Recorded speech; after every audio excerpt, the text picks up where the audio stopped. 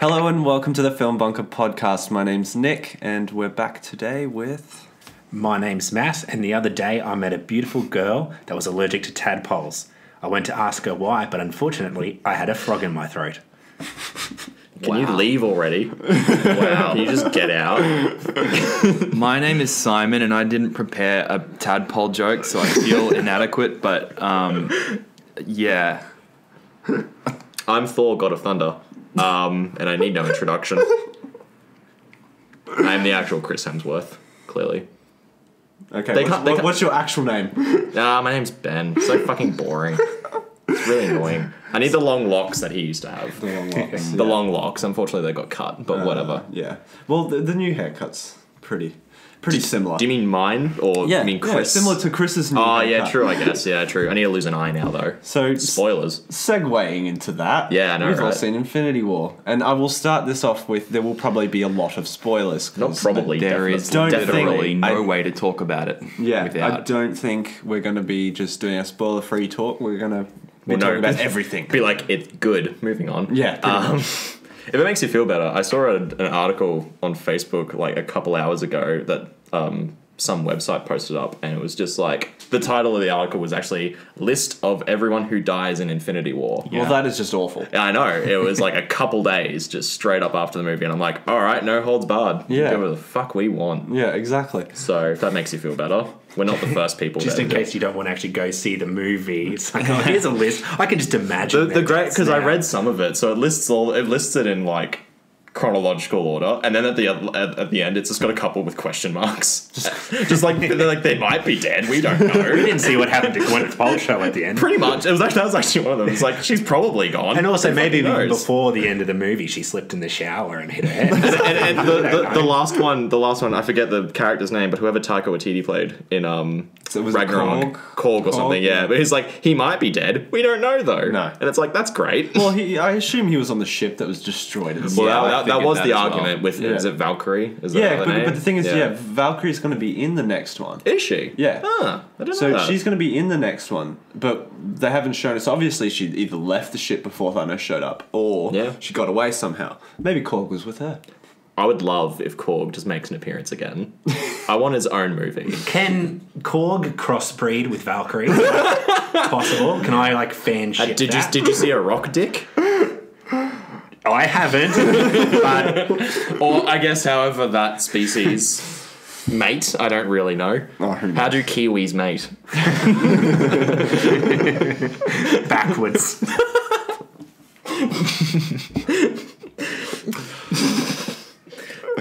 What did everyone actually think of the movie? Pretty shit. No, it was great. It was really, really good. And that's me saying that considering I'm not that big into Marvel in the first place.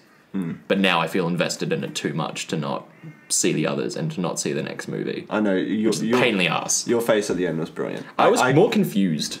I came out of it just smiling. I was so happy with the end. I loved it. But you had read it, you know the comics and everything. Yeah, and like Thanos kind of does actually kind of succeed in the comics. So I had a vague idea that that's what was going to happen, but I didn't know that they were going to actually go through it in the movie, and I was just really, really happy. I'm glad. And everyone else was just shocked and stunned, and I was just like, "It's fucking awesome." Remember, we saw people immediately afterwards just Googling when the next movie was going to come out. Yeah.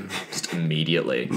I didn't know there was another movie coming out. I thought this was it. Well, I haven't had so much anticipation for another Marvel film in a long, long time. No. Because, some of them are self-contained. And they're great movies, well made, well acted, that sort of thing. But they follow that 3-act structure, and they're quite... You know what you're getting, so it's nice to have something that challenges that. It challenged a lot. Yeah. Really.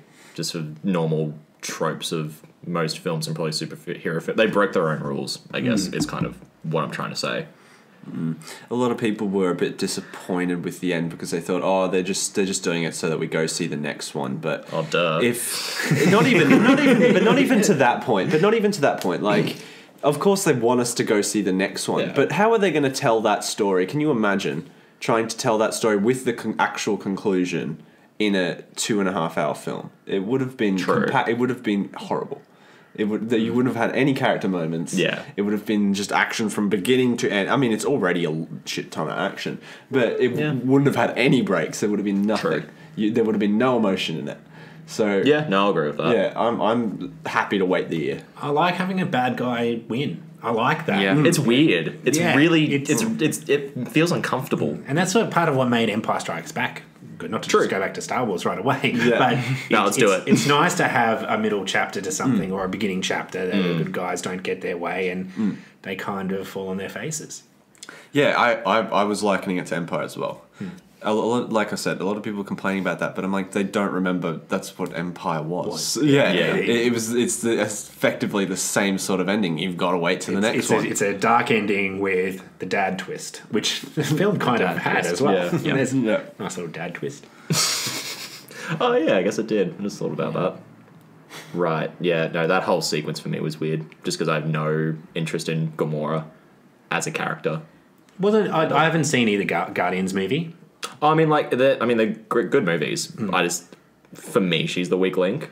She doesn't seem to have. I mean, she seems very capable and formidable, but I can see what you're saying there. She's not really interesting. Compared to everyone else in the Guardians. Yeah, they've all got a quirk. They're all really kind of strong personalities. Dynamic. Yeah. Even Groot, who says nothing, is more interesting, which is the biggest insult I could give to Gamora.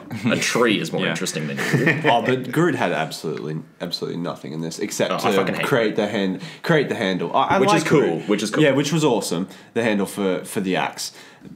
I like Groot, but I hate Groot. yeah. I like adult Groot.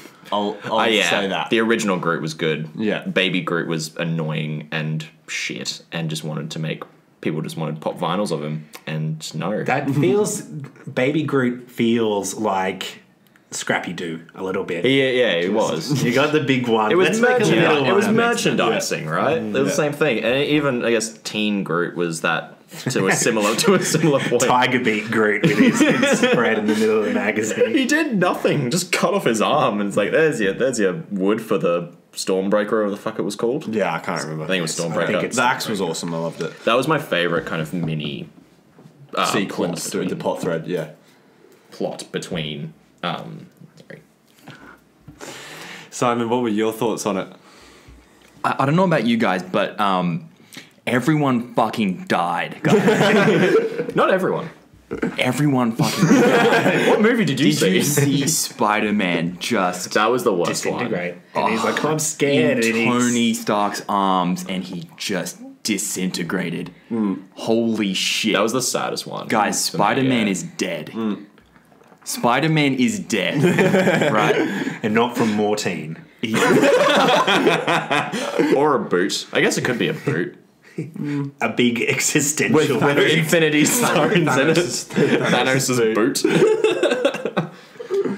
Yeah, that ending was just... I will say Spider-Man's death was the hard-hitting one. Yeah. Because it's the one with the emotion. biggest emotion. Yeah. I haven't even seen Homecoming. I want to now. I haven't seen it either. I want to go see yeah. it now, absolutely. Tom Holland does a really good job of making Spider-Man kid-like. That in just enough that you... Because you forget he's kind of a teen, young adult. and when he gets hurt, it's kind of child abuse. And I got really excited, but a lot of people might... He got pushed into the whole thing. He just showed up, and then next he was in space. Yeah. And then everything else happened. Yeah. It's really hard to walk that line between reluctant hero and hero probably in over his head.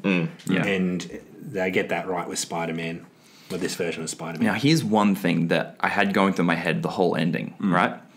So Black Panther Yeah. and Spider-Man both have movies planned. Yeah. Yeah. Right? Do they? Yeah. Yes. Oh, okay. Yeah. I don't keep up. So, So does Doctor Strange. okay. Oh, it's awesome. Cool. So I was watching that whole thing, and I'm like, okay, Bucky's dead. He's dead forever. Right? I was so happy about that. These people are all dead. Great. And then Black Panther died, and I was like, oh, no one's dead. Yeah, no. You know they're coming back. But that's I didn't want to yeah. believe that. yeah. though. I wanted some depth. I was in that beautiful ignorant space where I've never read the comics. I don't know what was happening. Same. All I knew was that everyone was about to die. And I believed it. I was Yeah. believing it. And then, it just that little A lot of main complication. characters died. It's like, It was right. still nice. It was still a was good great. ending, but Yeah. I will ask, because you've read, I'm going to say, all the comics, or vast majority of them. Just all of them. Yeah, just every single one of existence. Is there some Marvel bullshit that can bring people back to life? That is the most like understated question ever. So yes, because there is a lot. Are we talking anime Dragon Ball Z bullshit type stuff? Even if you think of just the gauntlet itself with the Infinity Stones, you've got the Time Stone and the Reality Stone.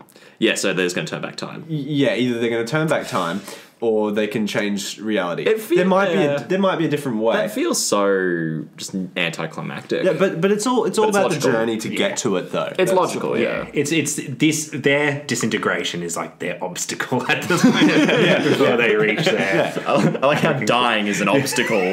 Nothing In comics, else. it kind of goes that way sometimes. That's true. They'll come back at some point Superman anyway. died, came back. I mean, that's DC, but Marvel. Oh, same rules. Marvel's killed a million characters and brought them back. The one plot thread that's left that I really liked was definitely Doctor Strange looking into the future and saying, I found one version of reality. And after his whole statement about, I'm not going to, give up the Time Stone to save you guys, he does it anyway.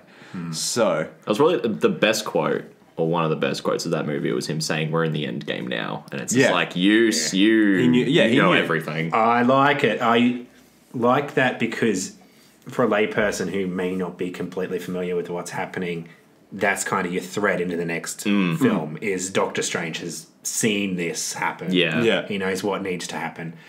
But it's also, when it was happening, I was like, oh, he's human. He's having a change of heart. So it fits into those two. That personal character arc as well as the plot character arc. Yeah, see, I was thinking the same thing. I was like, oh, wait, he's having a change of heart. Yeah, and then he says, oh, we're in the end game now, Tony. Yeah. And Yes, you he's know planned that everything. it's slightly planned at least. And it probably still keeps the tension of the fact that he said, I don't know how many realities he checked, 14 million. It was like 148 million. Something like that. Yeah. And there's only one that exists where they all live. Yeah. But he's obviously tried to plan that, but he still can't. Now that he's dead, he can't actually control any of it. Controlling of it, Yeah, so I guess... It's pretty scary if you're going to disintegrate yourself. Absolutely. It's like, oh, I have to believe in this guy here. How do you think he dealt with that? It's like, the one hope of this working is if I give up the stone and then I die. He does it very, very maturely. Yeah, it does. Yeah.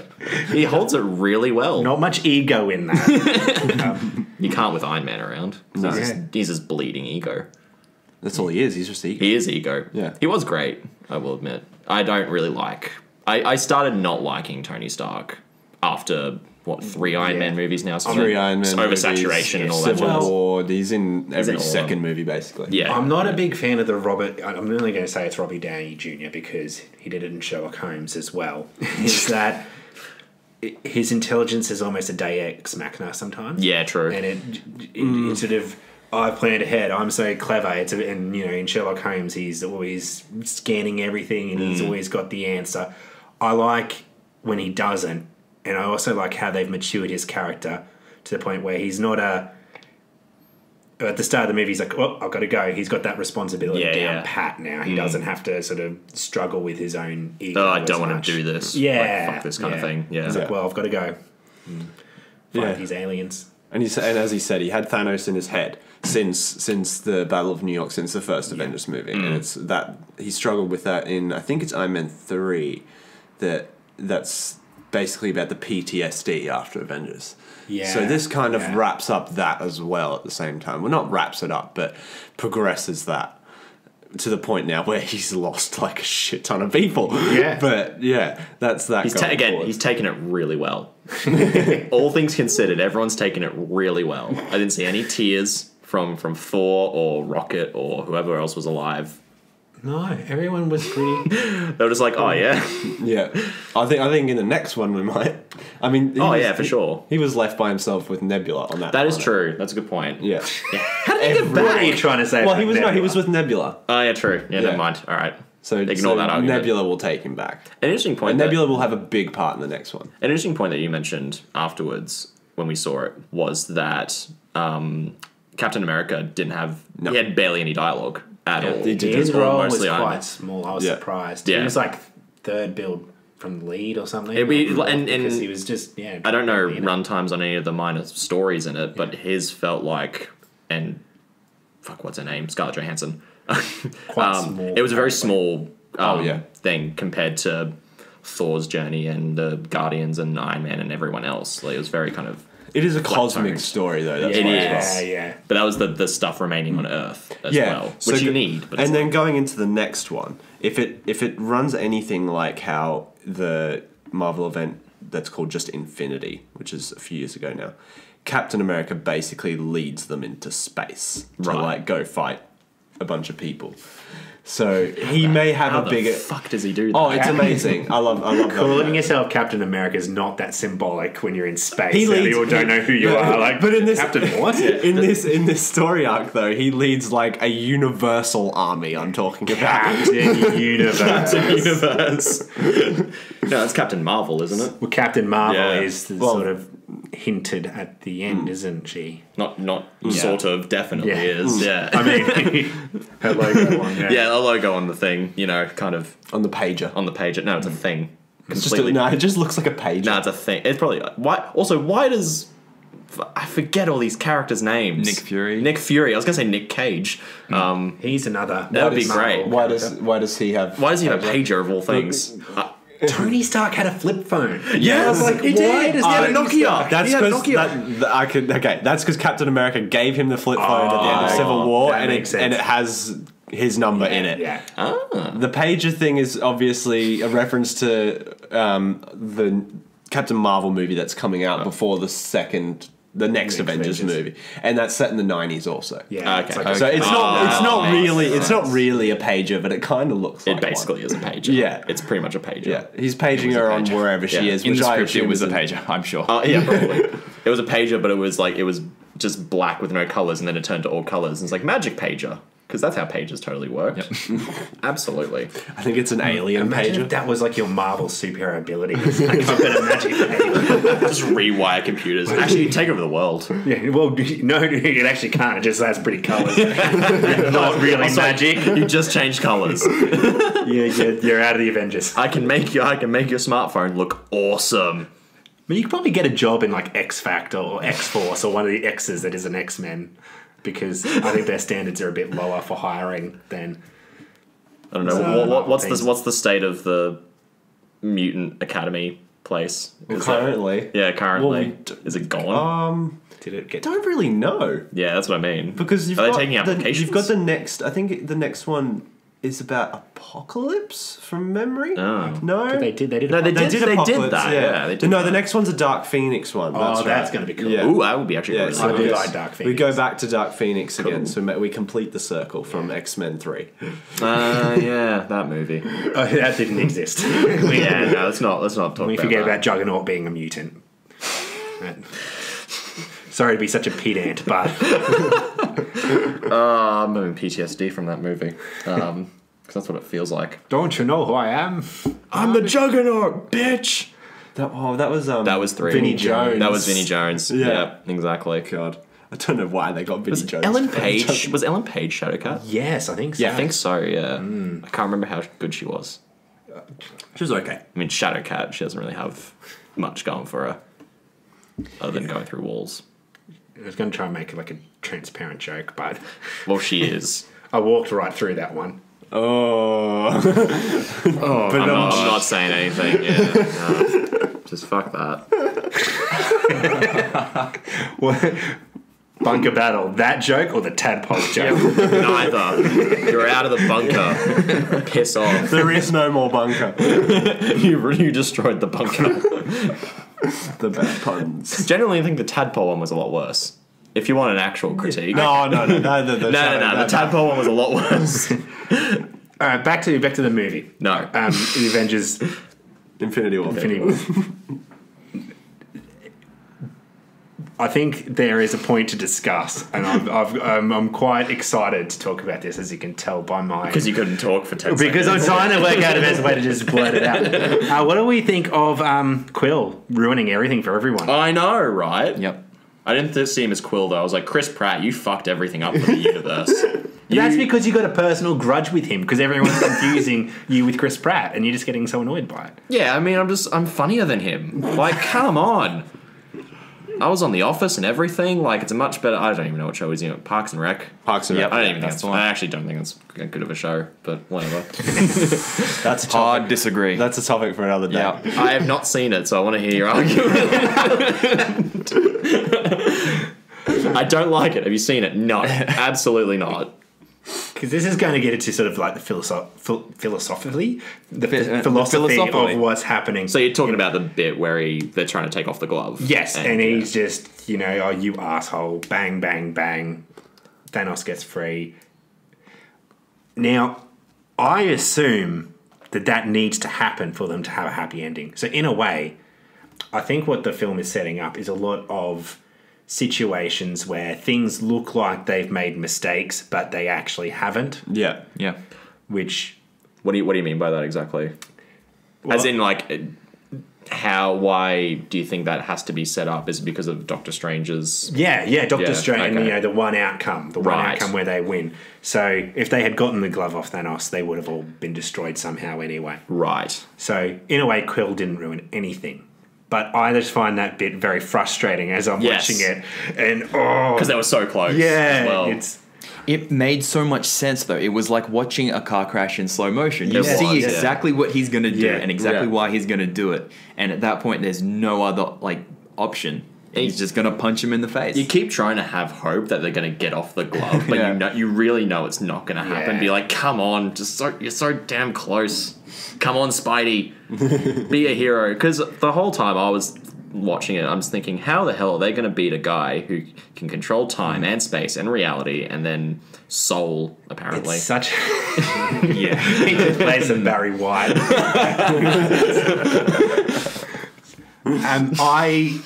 It's so hard to walk that tightrope between just how immense those powers are and having like a realistic fight scene where it's just like everyone getting annihilated instantly. Yeah, so they kind of fixed that by saying that he had to close his hand. Yeah, they did it really well and very... I didn't even know that. Yeah. That makes a lot more sense. When Iron Man shoots that like device that's in his hand, it stops him from closing hand. Like Spider-Man shoots some webbing in there so he can't close his hand. Oh, okay. Yeah, so that stops him from being able to use the gauntlet. All right. Foiled again by some tiny web. Yeah, I like how an intergalactic glove can't get rid of spiderweb. Yeah.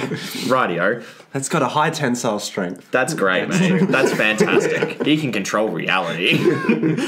Like, screw the other stones. That one is messed up. He seems to really like bubbles too. That was that was amazing. weird. It was very I know, interesting.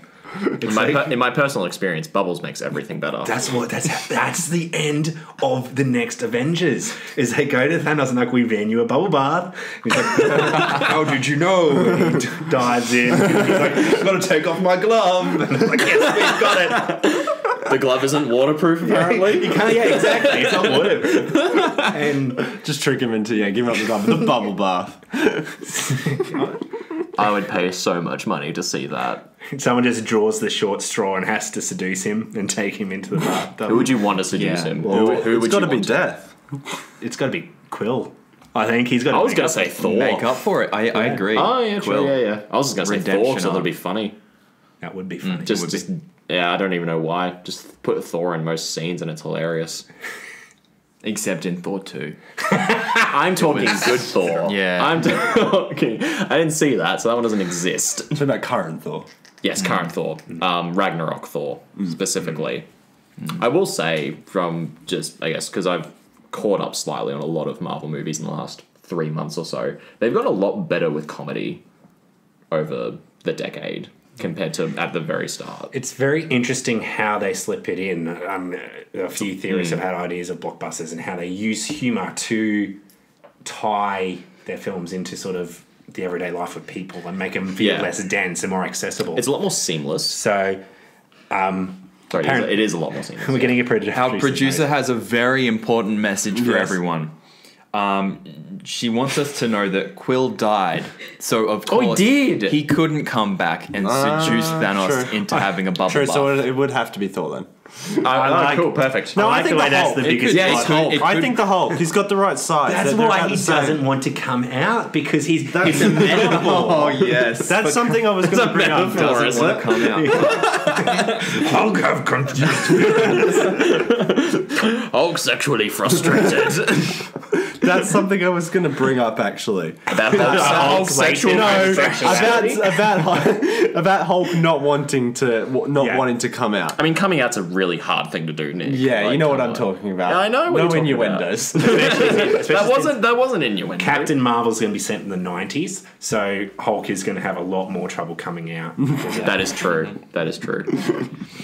He should have come out on whatever planet he was on in Ragnarok, because they all seemed very eccentric and Yeah. I'm sure. Sakaar. It was called Sakaar, was it? Yeah. Okay, cool. Thanks, Encyclopedia. I don't remember names, man. I like the way they do Hulk, and they don't, because Hulk's been a very challenging movie for them to make. You know, Ang Lee failed. Well, not failed, that's a very harsh word, but they've done quite a few reboots. So it's the Edward Norton reboot, and they found this right balance of not overusing him and sort of having him come out and destroy things, and it's quite cathartic, and yay, Hulk's here. And they do quite an interesting thing where I mean, he was in Thor Ragnarok quite a bit, but you hadn't seen him for a little while. Yeah. Since then. I Yeah. mean, like before then. Sorry. it's not just endless fight scene after endless fight scene with him, which I think is a really effective way of doing it. And Mark Ruffalo, I believe his name is. I used to call him Ruffalo. Is it Ruffalo? I wanted to rhyme it with Buffalo. I like. I thought it was Ruffalo. I've always said Ruffalo. Yes. Yeah, is it Maybe. Ruffalo? Maybe it's Ruffalo. I thought it was Let's Ruffalo. thought it was Ruffalo. let's make it Ruffalo. We'll just say Ruffalo. Where the Well, do you Ruffalo want to go tell him that? How his name Our is producer. pronounced? Go tweet him. Yeah. I'm pretty sure it's Ruffalo. I'm pretty sure it's Ruffalo. Okay. Ruffalo doesn't make a lot of sense. Ruffalo doesn't Let's get sound an right, accent on it. I heard someone say that the other day, but they were probably wrong and Yep. not worth Fuck talking them. Screw them. to. He does a really good job with it. He does. He walks a very nice line between being very human and scared and kind of embracing it, which He's now embraced it more so. He's not too dark with it either. No. Edward Norton was very. You wouldn't like me when I'm angry. Just like that was his Edward Norton being Edward Norton. Eric Bana did the same thing. I mean, those movies in tone hadn't found that right Marvel mixture of the humor and the flair. The first one isn't a Marvel. The Eric Bana one isn't a Marvel movie.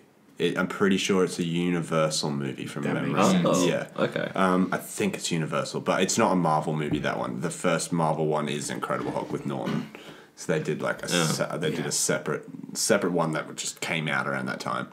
Because the Hulk was kind of a big. Well, he's a big character, but I mean, Marvel went with Iron Man instead for their first one, which was a smaller character at the time than what the Hulk was.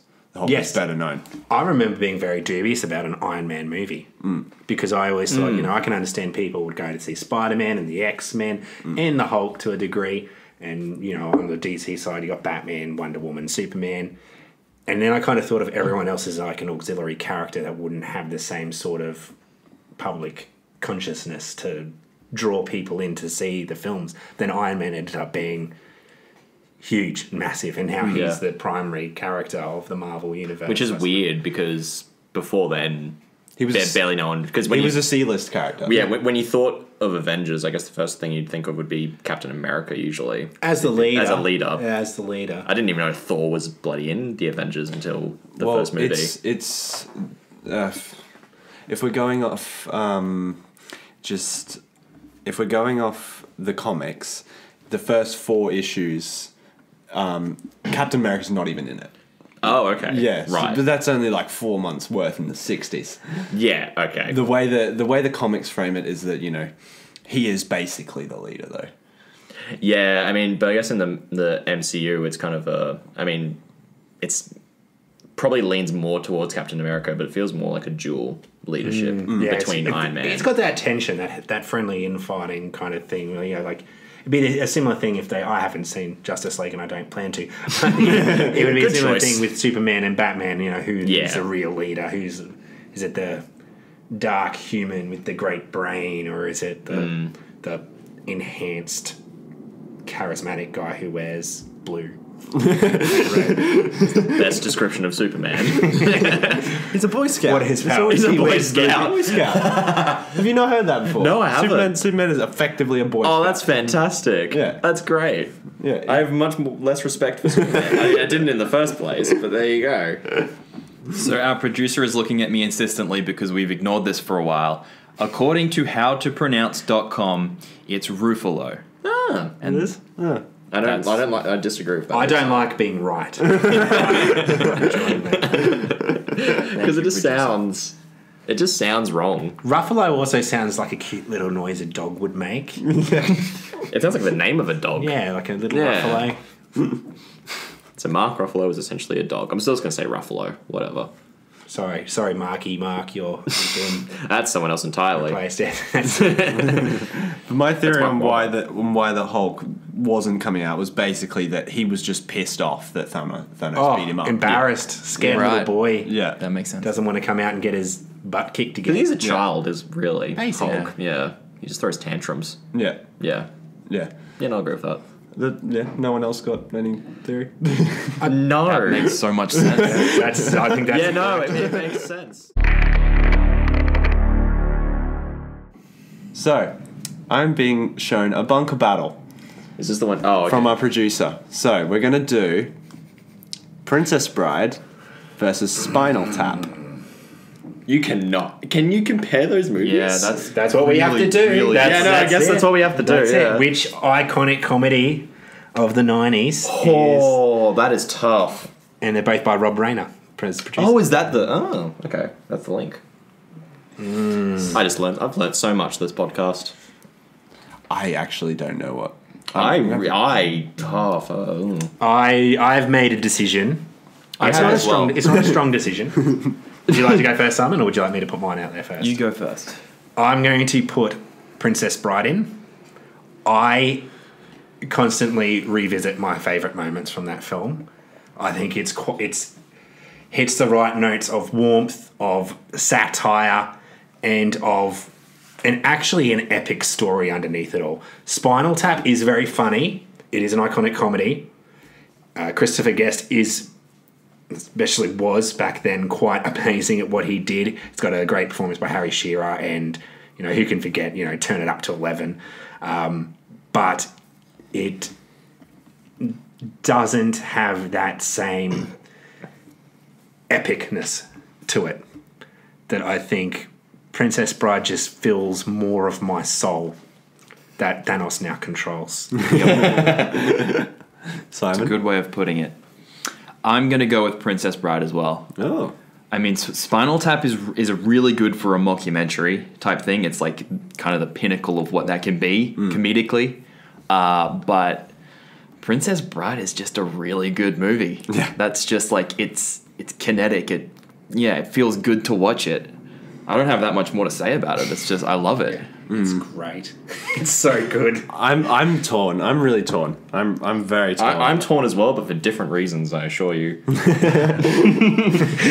He hasn't seen either. I've not seen Princess Bride, unfortunately, and I've seen bits of Spinal Tap. Okay. And I have very little. I know more about Spinal Tap than I do Princess Bride. I don't know. I was Googling Princess Bride before just then to see what I could find out about it. Apparently Billy Crystal's in it. Yes, Billy Crystal. That's a good bonus. Billy I like Crystal that. was so funny in his improvised scene that he broke Carrie. Now, how do you say his last name? Is it Elways? Yeah. Carrie ELWES. Yeah, his ribs because he was trying to hold himself in from laughing. I don't know any of these other actors. It's got an. You don't It's know got Mandy Patinkin? no, Mandy no. Patinkin Who the hell's is- Mandy Patinkin? He's Mandy Patinkin. that doesn't Mandy answer Patinkin. it. Really should. He was in Criminal Minds. That okay? Recently. Cool. Because I watched that I'm just saying. He was. It's a more recent thing than Princess Bride. Yeah. just a bit. They've both got Christopher Guest in it, as in Princess Bride and Yeah, Spinal Christopher Tap. Guest Yeah. probably would have gotten a Rob Cher is in Reiner. Spinal Tap. Oh, there you go. Yeah. And Fran Dresser. Fleetwood Mac, Fleetwood just Fleetwood. Mick Fleetwood. No, that's That's just Mick Fleetwood. Oh, okay, not Fleetwood Mac. No. Okay. I mean, Harry Shearer, though. Come on. Harry Shearer is fantastic. Yeah, I have no bloody idea. So off your I'm baseless. gonna say Spinal Tap because it contradicts those two, and yeah, nah, I got nothing. I got. We've jacked. got to have Spinal Tap in the bunker, Nick. I'm not sorry. I'm Film Princess. Oh my god! How did my argument change your opinion? I don't know why, but Spinal Tap. You've got to watch the sword fight between Mandy Patinkin and Carrie Ellis. I've got to watch Princess Bride in great general. stuff. And the character arc of Indigo Montoya is absolutely fantastic. When he finally gets his justice, it is so amazingly cathartic. I will say that I've never heard anyone talk shit about Princess Bride. At all. It's pretty even people who don't like those types of movies like Princess Bride. Yeah. Spinal Tap rarely gets talked about because it was more of an underground hit. It's very cult. influential. It's a cult comedy. classic. It's a cult classic. Yeah. So I am probably going to have to go with Princess Bride. Oh no, I lost. Yes. It's not This one is really, really close for me though. Because you haven't seen No, them? I've seen both. I had that problem too. Really close for me, but I'll probably go with Princess Bride because I agree a lot with what Matt said. Just with the progression of the story, and it's a proper story. It has great comedic moments, It's great characters. Spinal Tap is just funny the whole way through. Yes. Whereas Princess Bride is just a great story, along with being funny and engaging and entertaining. Yeah, so I think we finally have a first one. Oh, it's Princess Bride. It's Princess Bride, apparently. Yeah, which is Princess Bride. I mean, that's not a bad thing. No, I'm glad that's actually the first one in. It's a rom-com, right? No, really. No. Okay. There's a romantic element to it. Yeah. That's why, and that's sort of, there's Peter Falks reading a story to his grandson at the start of the movie. He's like, I don't want to listen to a kissing story. Yeah. No, this story has got everything. a bit different. It's got sword fights and all these sort of things, and it becomes this epic patchwork of, there is a romantic element that's hilariously that's cheesy and kind of touching as well. I was just going to say something that's interesting, that 3 males all agreed that, I guess I'll call it a rom-com compared to Spinal Tap. That he picks that fair. over. I just find that something quite interesting. And a lot of other guys I know pick that movie. They probably talk about it more so than girls. Yeah, well, I haven't talked to girls about anything because they have just rating I think it's a movie with a lot of appeal. I think anyone can watch it. Right. And it's just... It's a marvelous triumph of a film. I haven't read the book. Okay. The book's behind you currently, so you know. Want to read that now? Story time. Start reading passages. 1. Just start reading passages of Princess Bride out. Next week, 50 Shades of Grey. Or not. Please, for the love of God. So, now that we finally have something in the bunker, being Princess Bride, it's our first preserved movie. We are going to wrap it up here, and thank you guys for listening. And remember to like, subscribe, and all those good things, and we'll see you guys next time. Bye. Inconceivable.